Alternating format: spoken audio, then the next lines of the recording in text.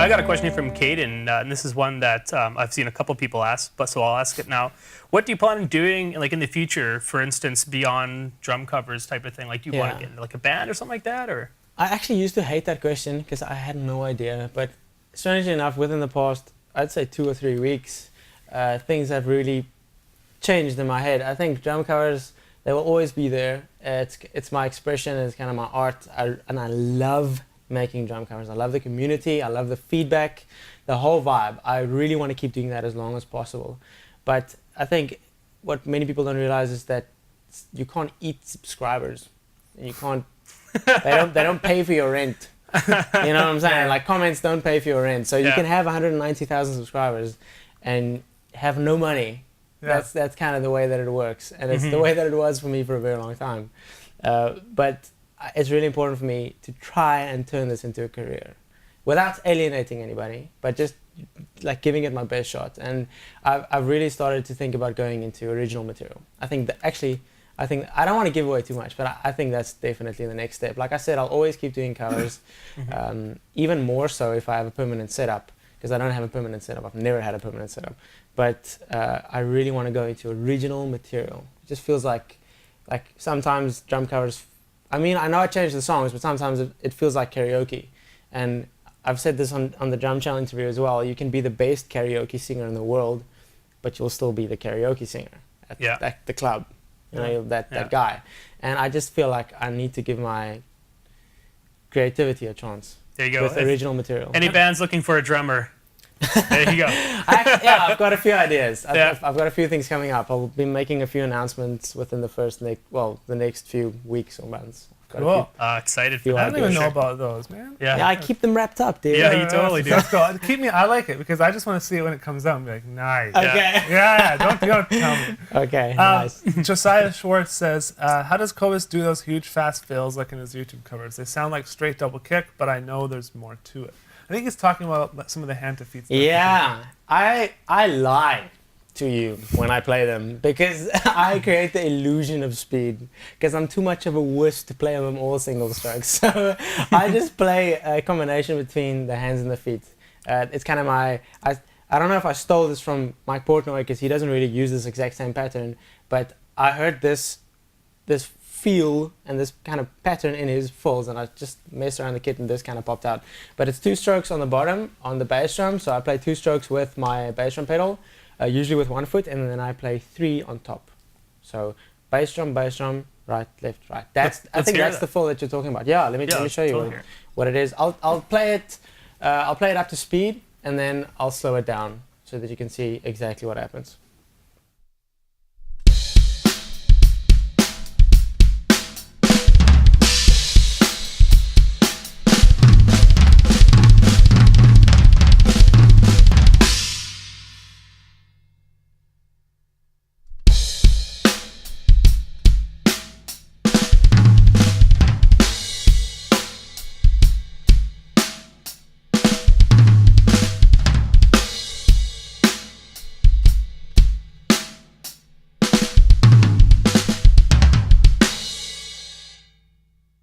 So it's a really simple pattern between the hands and the feet. It's not that complicated at all, but it kind of creates that illusion of ridiculous speed. And it's especially easy if you play it with a double bass pedal.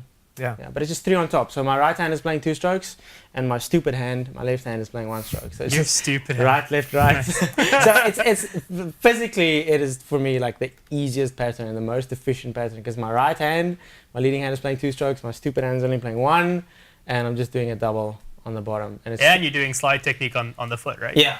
I guess that's the only kind of difficult part about the technique. But it's, like I said, a combination between the hands and the feet immediately creates the illusion of speed. Yeah. That's awesome. Yeah. And for those of you wondering about the bass drum technique, in the first lesson he actually kind of went through it, and that'll be posted possibly on his YouTube channel, on your second one, and on our YouTube channel. So you'll be able to find the first lesson somewhere. And it's on the DVD as well. Yes. In the project. Yeah, exactly. There you go. Luke, sorry, are you going to go? I was going to say we should hear some solos. No, let me take this question. I think it's 6:22 with solo, right? We're fine. Something like that. Luke, we got time. I know. Trying to keep a I'm really glad I'm not following that. I'm just answering questions. This guy is like the biggest. Just doesn't like to plan anything. Just whatever happens, happens. That's actually totally what my drum covers are like. Now that you mention it, I just wing it. Yeah. Yeah. Turns out good though. Maybe that's my personality. Yeah. As an intermediate drummer, this is Luke Jenkins. As an intermediate drummer, he finds himself getting into slumps where he's always playing the same beats and fills. What do you suggest to get out of these slumps? And this is similar to the first question. In the first lesson, but I don't know. You mind trying to quickly going over it again? Yeah, I'll gladly say this. I think it's something a lot of drummers struggle with. And once again, I said this in the first live show as well. It's gonna sound corny and it's gonna sound cliche, but every second that you spend behind the kit, you're becoming a better drummer, whether you know it or not.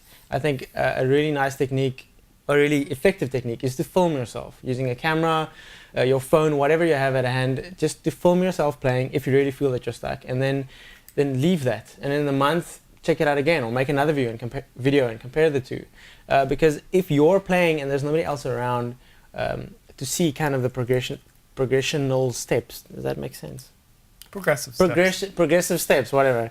Then it feels like you're not moving forward at all, but in fact you are. So it just feels like when I'm sitting behind the kit, every second behind the kit, I'm becoming a better drummer. One more time that I hit the snare is one more time that I hit the snare. It just feels like you know it's better. I don't know. Like I said, hippie cliche, but it's just how my head works. Even though it feels like you're not going forward, you are going forward. Just stick at it. Cool. Yeah. Sweet. Okay, now I'm gonna see if you want to play a drum solo for everyone. He hates playing drum solos. I don't like solos. But it sounds so good, man. Your last one this morning was awesome. Okay, yes, thank you. One was awesome. Groove oriented, and it was wicked. Okay. Loving it. Chops. Love those gospel chops. Let's see what. Oh, dude, don't ask the white guy to play gospel chops. Well, you're South African. So. Oh yeah, right. South African way. It's like wow. Yeah, so you're okay, yeah. Okay, sweet. I'll just see what happens. I'm not gonna call it a drum solo. It's like a jam session. Jam on for us a little bit. Let's just see what happens. Yeah. Cool.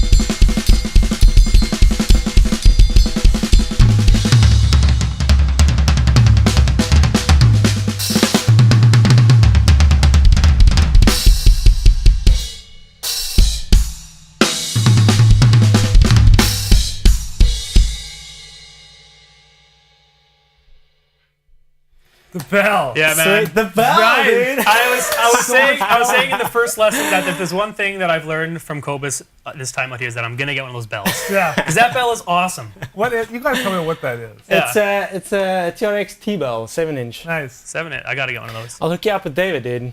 Yeah. Yeah. Yeah, I love it, but it's like a new toy. It's like if you get a new splash, then you hit the poo out of it every chance you get. So Yeah. it's kind of my new hit the toy. poo That's out why of it's everywhere. Hey, the more the better. I love it. Yeah. I think it's sounded great. really, really good. But that was fantastic. I think that was better than your first one. Oh, thank you. Both of them were great, but that one was awesome. I appreciate it. Okay, you guys, I just want to say a couple things. If you're just getting here, we're taking questions. So there's right below the chat box, below the Facebook chat box. Do you need something to wipe yourself? Oh, No, you I'm got good. water. I'm good But to right go. below the Facebook chat box, there's instructions on exactly how to ask a question. And we're going to do our best to get as many questions as possible. We're also going to be giving away the 4 signed drum heads here you see that you'll see in the overhead cam. The 2 snare drums, the 2 toms, and he'll sign them right now with your name. Yeah, Cool? totally. Or not now, but at the end of the video. Yeah. So make sure you guys stick around. Cool. That said, we should ask some more questions. Yeah, I got one here. So many coming in. So There's so many. So sorry if you don't get to yours, guys, but literally they're just coming in so fast. This one's from Chris Damio, and he's asking, "What's your opinion on electric drums?" I've seen some of your videos. You have some pads hooked up. Yeah. So what is your do you opinion really on? use electric drum? In the hybrid series. Because Yeah, I couldn't afford a second splash and I couldn't afford a China. But you can afford electric? Which Yeah, maybe- wow. like a really cheap little TD3 kit. Oh, just okay. like pieces, or you just, Yeah, well, I had a kit, but I got it like at a really low. It's like a second-hand kit. Okay. Yeah, Oh, okay. and instead of buying the extra pieces on the kit, I just triggered them. yeah. Yeah, but I love that. I love that. I really want to get back into that, but I want to do it a bit more kind of artistically, in ways to try and trigger sounds that would otherwise have been difficult to do, especially for like pop and hip hop, which are styles that I love playing anyways. Yeah. But I think it's the future. I think it's really important to embrace it. Yeah. Awesome. Yeah. Yeah, no, I remember seeing some of your videos and you had them on there, and I thought, oh, that's a really cool idea. Like, Yeah. you're mixing them with your acoustic drums. And Yeah. the way you recorded it sounded great. Like the levels are perfect. So, Yeah, sweet. Alex Schollard says he's having a hard time finding good tracks. So here's my question: do you have a special source that you get your tracks from? Like, Oh. how do you remove the drums? This is like, that'll be the title of my biography one day. Like, how do you remove the drums from songs? Because I get asked this question so many times. I ask him this because I know he gets asked it so much. I do. And the thing is, I'm probably going to answer this question for the rest of my life. Yeah. Because people just, I mean, I want to get it on video so people can see it, but the thing is, I don't remove the drums. You can never remove the drums from a song without butchering the song, without like, you can't do it. Like, you can try, but it's not going to work. You can't remove the drums from the song. So I just play along to the normal studio tracks, like the tracks that you guys have access to. Yeah. Everybody in the world will generally have access to Oh, all the exactly. same music. Yeah. iTunes, Amazon sells music now, MySpace sells music. Exactly. Those are the MP3s. So there's and the tracks nothing that I special use. about it. Nothing special. Nothing special. You're just burying those drums. Yeah. This is going to be a Exactly. fun one to talk about. Camille Giso Bahan. I don't know if I'm saying it right. I apologize for butchering your name. The video on your second channel, which is youtube.com/Cobus, with Tony Royster Jr., he says, I think he's trying to say sheesh. Any chance you guys can explain what he did with those fills and how did he even come up with them? I have no idea. I have no idea. He's Tony Royster Jr. That's what Yeah. that's all I can say. Yeah. It's just, What and an it was, honor, and though. keep in mind, it was my setup. It wasn't his setup. Like, I was just finished playing, and I told him I want to make a video. So, can you please play something? That's why he's like, "What do you want me to do?" Because it's not his setup. It was my setup, and he just got behind it, and it was never the same again. Yeah. Yeah, that's awesome. Yeah.